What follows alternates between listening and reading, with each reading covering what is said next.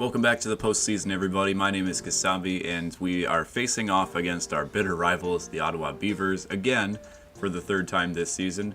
We had a regular season matchup early on, followed by game 162 that we lost to drop us to the wild card, and now here we are. We won the wild card game 1-0, and we find ourselves right back up against the Beavers for the divisional series. As mentioned previously, I can only play one elimination game, so if we go down 2-0 or 2-1, that's when I'll hop in and play the game. I can also play the series clinching game, so if we are up like 2-1, for example, I can try and win that game, but I can only play one game per series with the exception of the World Series. We will be playing game 1 of that one no matter what. But yeah, first 2 games are on the road against the Beavers. We have Joe Johnson and Lou Reyes, our 2 and 3 guys, going up against Ottawa's top 2 pitchers. So on the road with their top 2 pitchers on the other ends, maybe a tough draw. By the time we get to games 3 and 4, I mean, at that point, it's going to be our end of the rotation who aren't nearly as good. So here's to hoping that the simulation goes in our favor. I'll go ahead and simulate games 1 and 2 in Ottawa. And it looks like we split those 2 games. The first one we won 9-5, second game lost 6-3. So here we are in game 3 with Gabriel Gonzalez. And we lost that one 4-0. So here we are. I would play this game since it's our elimination game, and then from there, if we win, this one's totally up to the simulation. We would have to see how game 5 goes. So we are going to pitch with Derek Newsom once more. He pitched in the wild card game against Brian Herzog for the Beavers, who has not made a postseason appearance to this point. This time, though, we do have the benefit of playing at home. There's no huge gaps over in right and left center field or that big wall over in right. There is a sizable wall in left field for Main Street Field, but here we go. We're down 2-1 in the series against the Beavers, and then if we win this game, I'll go ahead and simulate this one at the end of the episode. If we lose, season's done. We move straight on to the off-season from there. Also get a look at Brian Herzog. You can kind of see it blanked out on the other side, but he is a 76 overall pitcher, the worst on their pitching rotation, so hopefully that can help us get the bats going and wake them up. We've had some trouble the last few games. Well, fuck, I realized that between the series, or between the wild card game, they did that thing again where they just automatically send up all the good players overall wise to our team. So they sent down some players that I really like Patrick William, our second baseman, and a few other guys from there. They kept Irizarry though, which they usually don't. But yeah, now we have some guys on the team that I have never used before. Like Brian Lee was a rookie that was called up for a few days before I sent him down. They brought up Navarro, who's a career 195 hitter. This sucks. We're gonna have to play the Beavers with a team that I don't even know. I'm for sure not having a guy who batted 179 this season. It's even worse than I thought. I'm for sure not having him bat 3 in the lineup. Good God. So there's the lineup I think I'll go with. Taylor at the leadoff spot, Cordova in the 2-hole. At least we have our 3-4-5 guys, Campillo, McBride, Cervantes, but from there, Ish, never used Lee before, Navarro stinks, Morcaldi's somewhere in the middle. He did really well for us early in the season, but he's kind of fallen in terms of his usability here. Well, here goes. This is, again, to keep the series alive. Game 4 out of a potential best-of-5 series. If we lose, we're done. We win, we send it to Game 5, and we're at the mercy of the simulation. I'll take a look at the other playoff series too, again, after this game, the conclusion of this game 4. Again, there's a look at the previous scores. We scored 9 in game 1, which is great after a 1-0 wildcard game, but only 3 runs in the 2 games after that, including a shutout last time out. So Newsom gave us 6 innings strong the last time he pitched in the wildcard game, got us out of a few jams. We're going to need him to do that again. But man, after that 6 innings, he was gassed, and I have no idea what the bullpen's like. I'm actually going to give that a look right now just to see what we're working with. Okay, looks like most everybody is rested then. They actually moved Denson into the closer role, so we got that. Navarro is leading off for the Beavers. He's only batting 133 in the postseason so far, but he was the main antagonist in the game 162. I think he had 3 or 4 hits, including that eventual inside-the-park homer that won the game, if you could really call it an inside-the-park homer. Bouncer to Cabrera is going to get this first out of the inning. So it seems like both teams have kind of had their lineups changed for the postseason. Again, they just took all of the best guys based on overall, even if they were in AAA or in some cases even AA. The rotation and everything, though, looks the same for the most part. A lot of the guys that I traded for mid-season are still up, as there's out number 2 to Cordova. 2 quick outs for Newsom. Navarro nearly got that one diving. Throw to first. Close. Wind is blowing out to the left today. So again, we have the high walls over in left field for Main Street Field. Really short porch over in right field.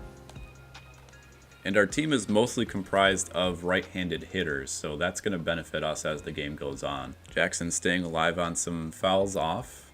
Here's the 2-2 again. This time we'll go with the curveball, and there we go. There's the strikeout. Newsom gets out of the first inning. And there are the stats for Brian Herzog, so an ERA around 5. I think we'll have a good time against him here today. If we don't, then, I mean, we deserve to have an end come to our season. Taylor will lead things off. He's batting .353 so far in the postseason. Herzog has 2 fastballs, a changeup, and a slider. Tops out about 96 miles an hour. Late on that one, 93 miles an hour. Keep jamming the PCI into the left recently. There's Taylor back up the middle, and there we go. Our leadoff hitter is aboard. Taylor with 95 speed out there. I put Cordova in the 2 spot. He has 80 contact versus lefties. So this might be something that comes back to bite me later, since Cordova is very average against right-handed pitchers. But for now, having him in the 2 spot's really nice. There's a ball called for a 3-1 count. That's going to go to the center fielder, though.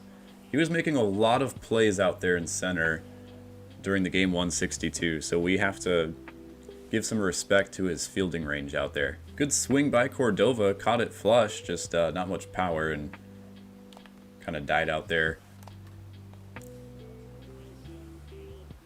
Fly out again, just jammed that PCI way down to the left. Almost was like expecting a curveball based on how that came off the hand, but he doesn't have a curveball. And McBride in the 4-hole.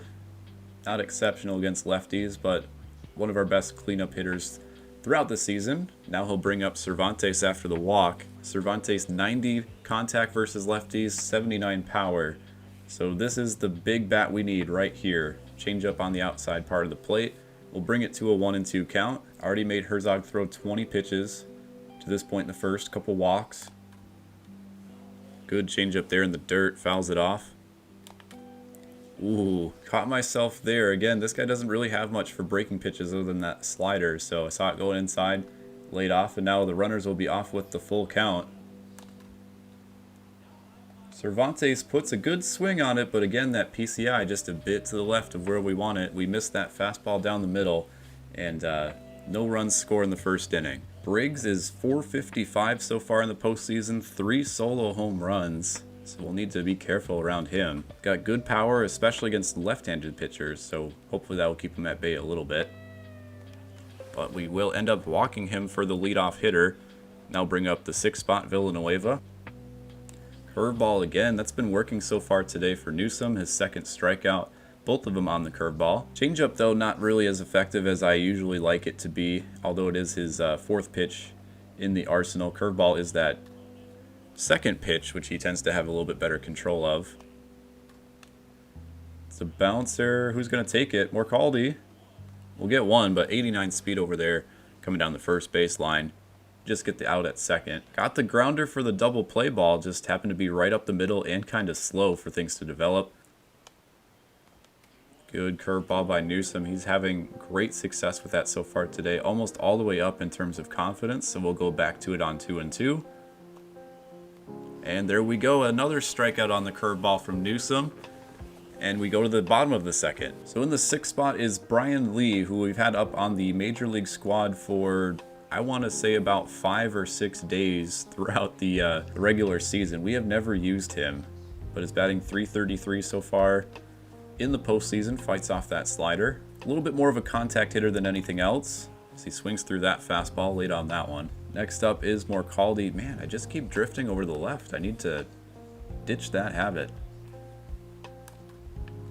Morcaldi out to right center field. The wind's going to blow it back inward and away from the center fielder, or the right fielder rather. So Morcaldi finally gets a hit. I feel like we haven't had much success with him recently. Herzog again getting close to 20 pitches in the inning. He's close to 40 for the game. Not much of a speed threat out there. Like I said, a lot of our guys just tend to be very average at everything in the lower half of our lineup. We sent Morcaldi on the full count pitch, and that will force them to just get the out at first. So we would have hit into a double play otherwise, But now we have a runner in scoring position for Eric Navarro, batted 179 during the regular season. So far 308 in the few games he's played here in the postseason. Need a big hit for him here.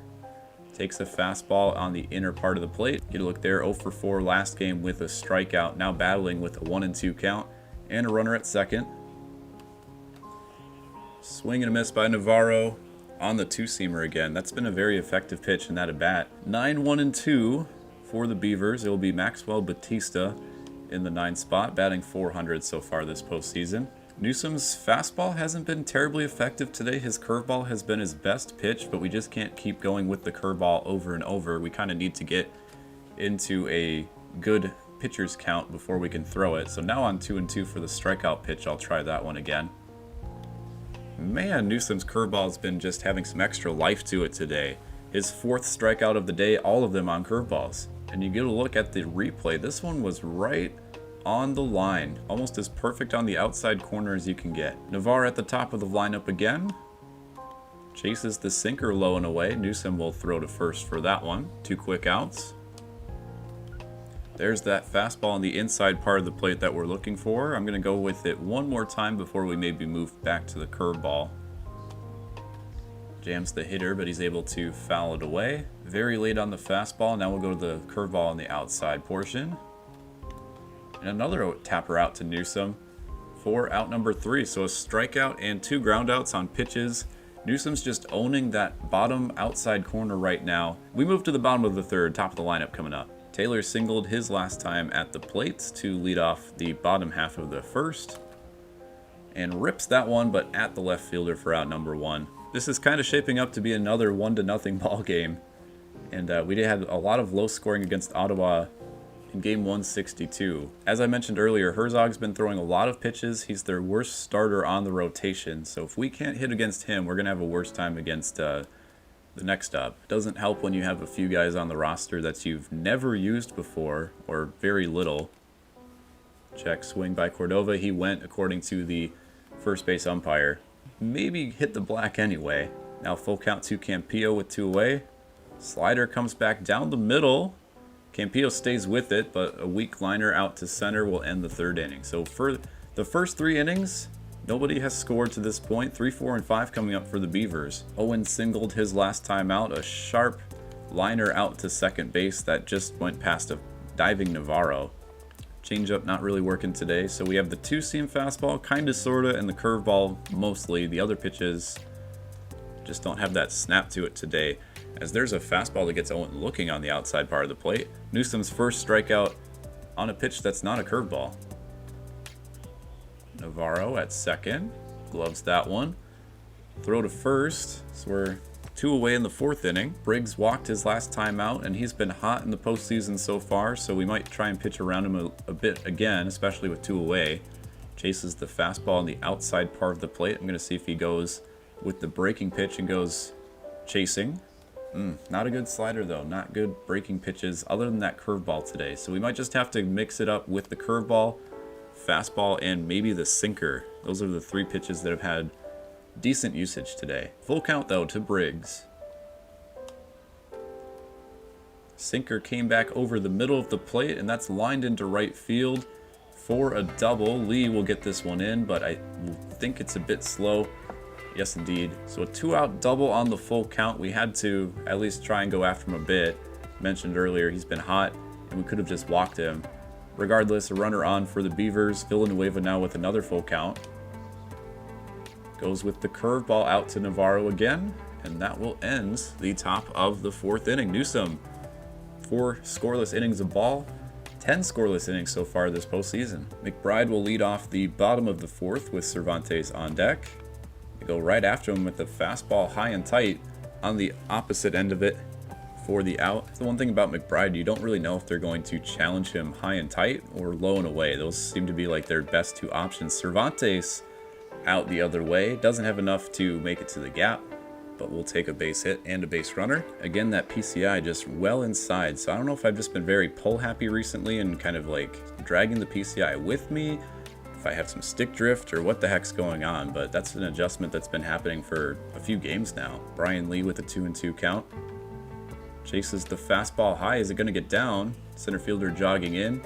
Will make the catch for out number 2. Morcaldi singled the other way last time, but doesn't typically do well against left-handed pitchers. Has a 3-1 count here. A ball to the gap probably doesn't score Cervantes, though, with his speed, as that one is dumped over shortstop, but not enough to evade Navarre, one of the best players in Major League Baseball. We go to the 5th, still scoreless. Newsom coming up on 70 pitches. Energy's getting close to that yellow mark, so we might see if he can make it into the 6th inning. But doing great so far. Has let up less base runners than the wild card game when he pitched. Good placement on the inside part of the plate, and he goes the other way with it. Cordova thankfully there for the catch. Like, look at that. That was in the low inside part of the plate, and he still smacked it the other way with some decent velocity. There we go. Newsom in the yellow now with 1 away in the 5th inning. Full count. Ripped the other way again, this time for a base hit in front of Cordova. May just have to get somebody going in the bullpen here in case Newsom can't close out the inning. If this is going to be a pitcher's duel, runs are a premium, and we even can't afford to give up 1 or 2 if things get kind of out of whack with Newsom tiring out. Another full count here. Gonna go with the sinker on 3-2. Late on that one out to Lee out there in right field, and he'll stick with it. Was looking a little bit worrisome there for a second. Navarre has been held 0 for 2 so far today with a couple ground outs. I'll take that. Again, one of their best players. You get to look there, 6.6 WAR, and he played all 162 games.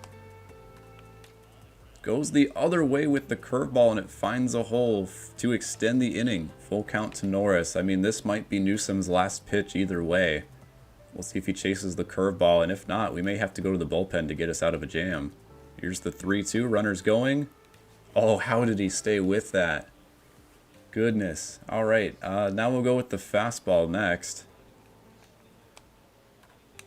And he pops it up. Two-seamer tied him up. Cervantes will make the play in foul ground, and Newsom, with about 90 pitches through 5 innings, will get out of a jam, and that will likely end his day. Be bringing in Chuck Bauer for next inning. 8-9-1 for the Phantoms. We really just need to get something going here. Herzog is only going to be pitching another inning or 2. There's another one. I just, keep pulling that inside. Full count to the 8-hole hitter. Top of the zone. Good pitch by Herzog. He knows that we don't have too much power on the team. So even though the wind's kind of going out to left field, those high and in fastballs aren't going to do much for some of our batters, especially at this point in the order. Navarro, the 9-hole, will look to get something going here with 1 away. Check swing, did he go? And they'll say he went again. That's the 2nd check swing strikeout of the day. Taylor will go back up the middle. So we have a 2-out base runner and some speed on. That'll do it for Herzog. So they're to the bullpen now. Vincent Wong, so far in this postseason, given up 3 runs in 1 inning. If I'm reading that correctly. Probably their long reliever. And again, that center fielder's just been having all sorts of luck out there, closing in on balls, and that will end the 5th inning. So in between innings, when I was putting in Bauer, I just decided to look at my controller, and yeah, the left analog stick is not completely flush. Give you a look there, there's the right analog stick. That's what it should look like. Look at the left one. Like, you can tell it's not centered because you can see, like, the outline of the right analog stick all the way around. Like, this one, there's significant drift over there. So, that's been affecting my batting for literally 2 or 3 games now. And I better switch controllers if I want to keep this franchise going in the postseason. Well, that really stinks because, as you can kind of see behind me, I'm a big Carolina Panthers fan, and having that blue controller is really cool for me. So, I'll just go back to the generic, regular PlayStation controller colors. Cordova makes out number 1 here in the 6th. Bauer has a killer slider, and we'll go with it on 1 and 2. Didn't fall out of the zone, but the batter laid on it. Weak fly out to Lee over there in right field. Now Briggs has been our toughest out of the game so far. A walk first time, single last time. We want to be careful since he has some big power at the plate. Again, so far this postseason, I think he's had 3 solo home runs, and there's one that's going to stay inside the line for a double. Cordova will get this one in. Can we get him at second? He is out. Good relay. And that will end the 6th inning. All right, 3, 4, and 5. We have our best hitters at the plate and a fresh controller. I have no excuses now. Okay, first batter we strike out. And I think I drifted to the left again. Yep, I drifted on the slider, so that's better than a straight fastball, I guess, but dang. Full count to McBride. Again, right-handed pitcher on the mound. He has good power against righties. There's ever a time for a home run. And he just missed that one, as that's a weak fly out to left field. They went up and in again on McBride. They just loved challenging him high and in. Cervantes had a single last time out, is our last hope here in the 6th inning. That's down the line. Somehow we were able to keep that one fair on the sinker. And Cervantes is 2 hits so far today. Brian Lee is ready to make some noise, although does better against left-handed pitching as a left-handed hitter. Running fastball, tails outside. Good take there by Lee. We'll make it 2-2. Again, not much speed over there at first with Cervantes, so we maybe need a couple hits strung together here with 2 outs. Or a walk will get the runner into scoring position. Morcaldi up next. Lee with a perfect home run the other way. The rookie coming in clutch, a 2-run bomb. 427 the other way on that fastball on the outside corner. And there's our first runs of the game. The new controller, the new player, puts us ahead. That is the exact catalyst we are looking for here to stay alive in the playoffs. A scoreless game to this point, elimination game potentially, and the new boy on the block sends one to the church over there and left. Morcaldi will look to keep things going with 2 away here in the 6th inning. There's a rip into right field for another single.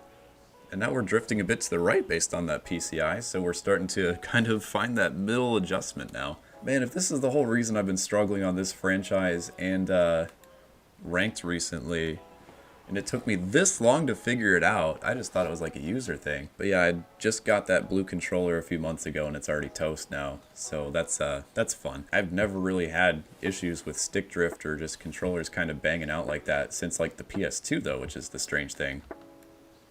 Cabrera out to left center field.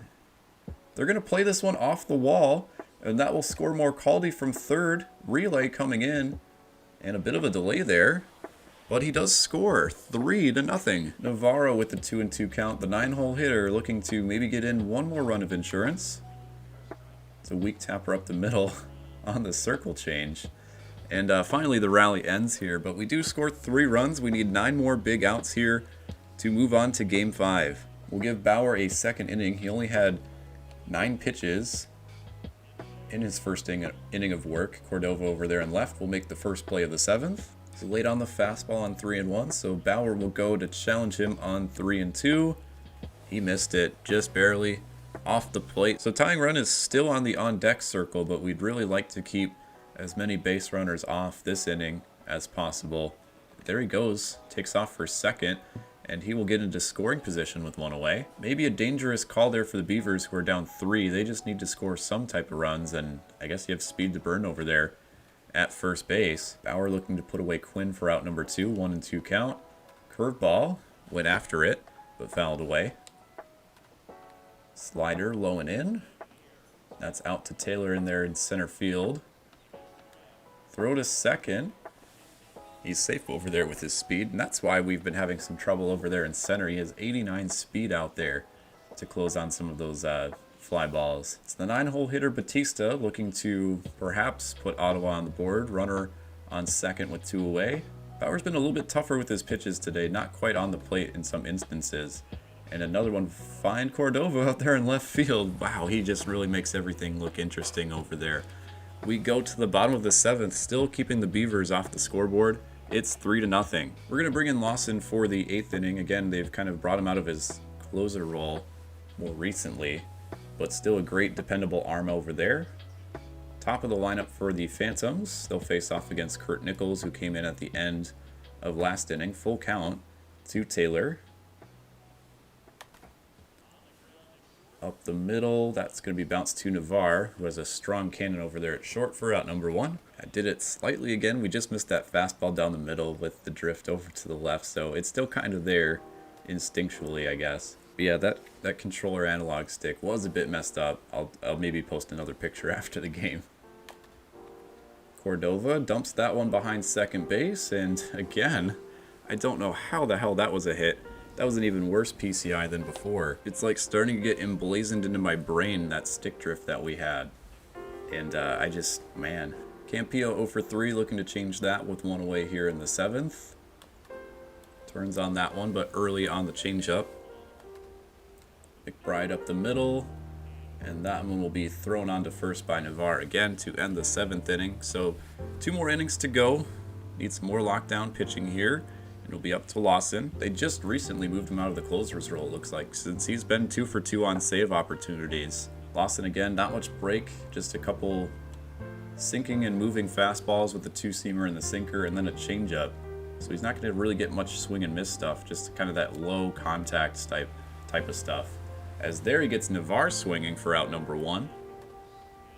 There's a time for the Beavers to get back into this game. This is the part of the lineup they want.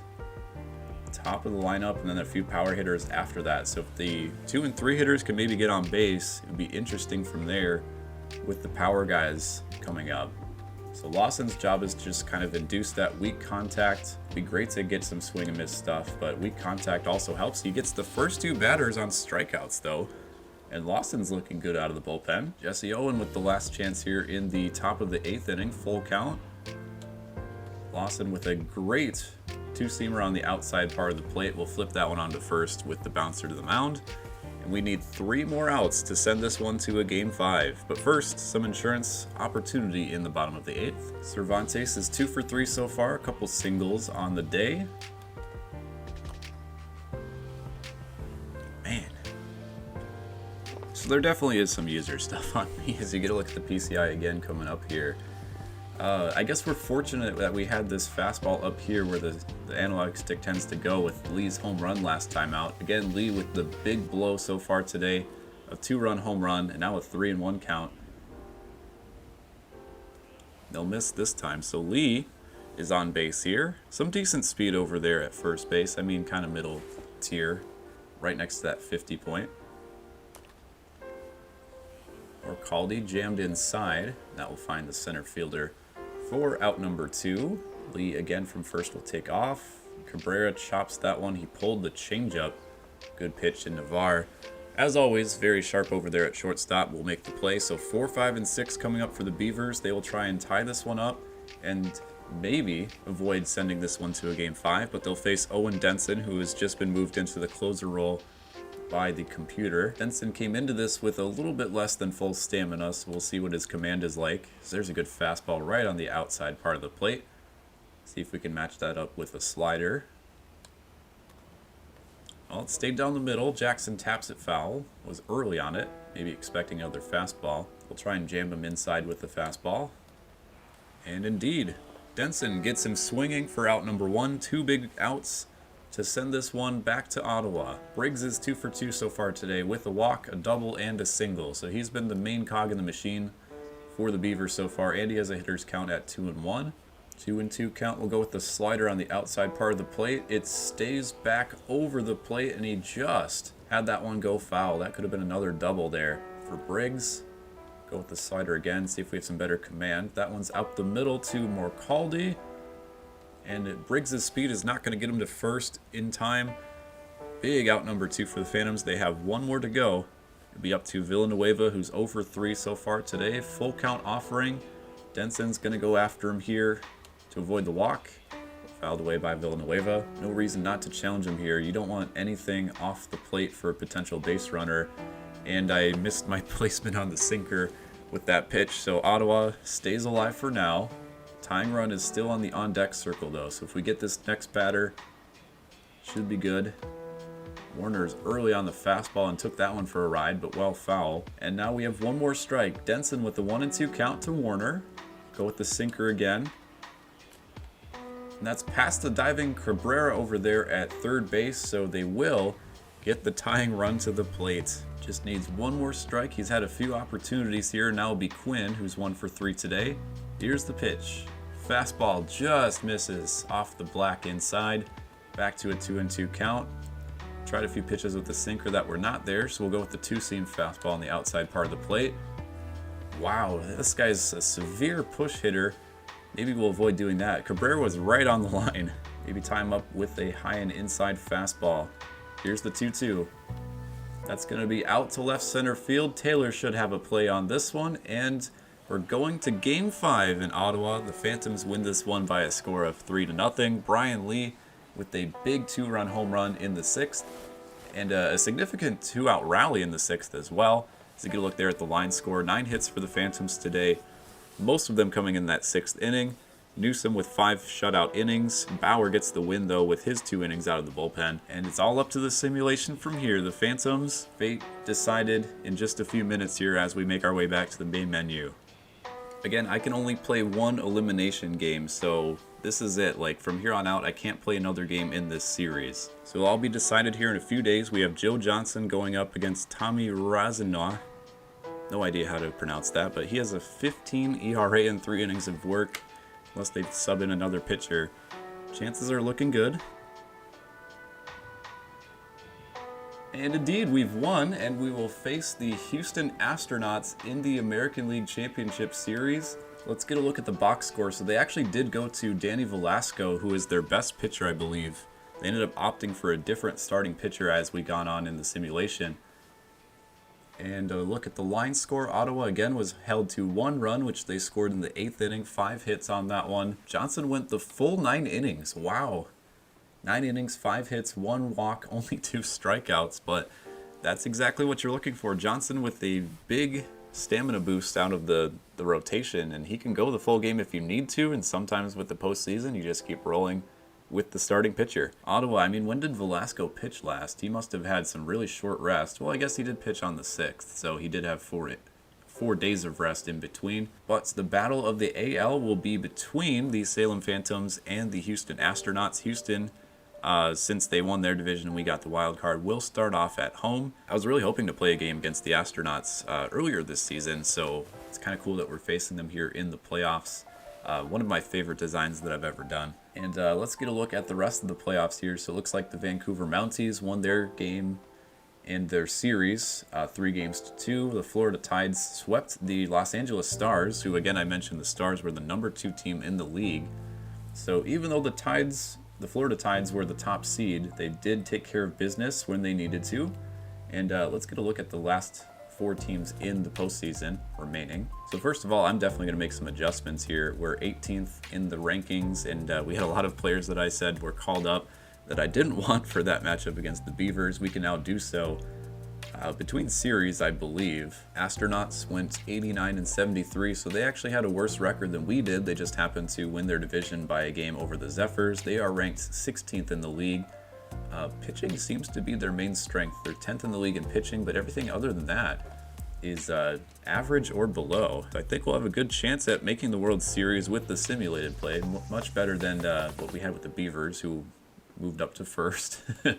And in the National League, you have the Tides, who are 6th. They are good at contact and pitching and speed, just low power. So they're a very manufactured ball club with contact and speed, taking the extra base, and then low-scoring pitching. The Mounties are their opponent. They are 7th in the league with pretty much the opposite of the Tides. Big power and big defense, although they do have some decent speed on their team. So you have the 6th and 7th teams going head-to-head, and then in the American League, you have 18 and 16 going head-to-head. So some pretty even matchups, but based on the team rankings, I do believe that the best rated team is over there in the National League as a potential World Series opponent.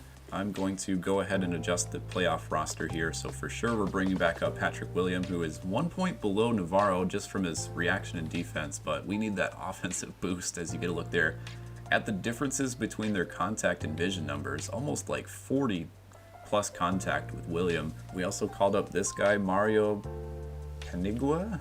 I've never seen this guy before in my life either. We've had Callahan and Tejada up at different points of the year, but this guy has not even played a single game so far this regular season for us. What the hell? And again, another guy who's just good at like fielding and not much else. So I'll look at my infield here in a moment. We sent down McCall. I didn't even realize. Yeah, we're adding you back up. And over here's kind of a tough decision because I like Sato. He's like right around the same mark overall. But Brian Lee with that home run, man, like I feel like we deserve to give him another chance. I mean, maybe we send down Salgado. I just don't know. Or maybe we send down Casto. I mean, he's on a hot streak, but we have Morcaldi. We have McCall that we just called up. Morcaldi can play literally anywhere. Just the question is, do you need 3 outfielders at that point? Because we have Irizarry, who's our main power and speed guy. Lee, who you want to give another chance. Well, it's a tough decision, but I do think I'm going to keep Lee up for the time being. As much as I liked playing with Sato, he has good contact, good pop in the bat for a guy with not much power, and some decent speed. He is a bit of a defensive liability over there in right field. Lee is actually a much better fielder over there with some good arm strength over in right field, and that's especially where you need arm strength, is over in right field to make that long throw to the cutoff or even like third base in some opportunities. So I guess we'll just leave our roster for there. I'll give you one last look here before we end the episode. So there's the rotation, not much changes there. They still have Lawson down there in the middle relief role, switched him out with Denson, which is fine. I mean, I did well with Lawson and Denson and Bauer, and for the lineups I'll have to do some work with this, but essentially I want William and McCall at the top of the lineup with Taylor, McBride and Cervantes, Campillo, and then the bottom half of the lineup, any mix of these guys at third and the corner outfield positions. We've made it, and we've finally defeated the Beavers in the divisional round. We'll face off against the Houston Astronauts coming up next. Things are starting to get good, but again, we only have one game that we could play against the Astronauts, one elimination game, and then from there, totally up to simulation and chance. I hope you'll join me here as the season winds down for Season 1 of the Salem Phantoms franchise. Thanks so much for watching if you made it to this point. My name is Kasabe, and we'll see you next time.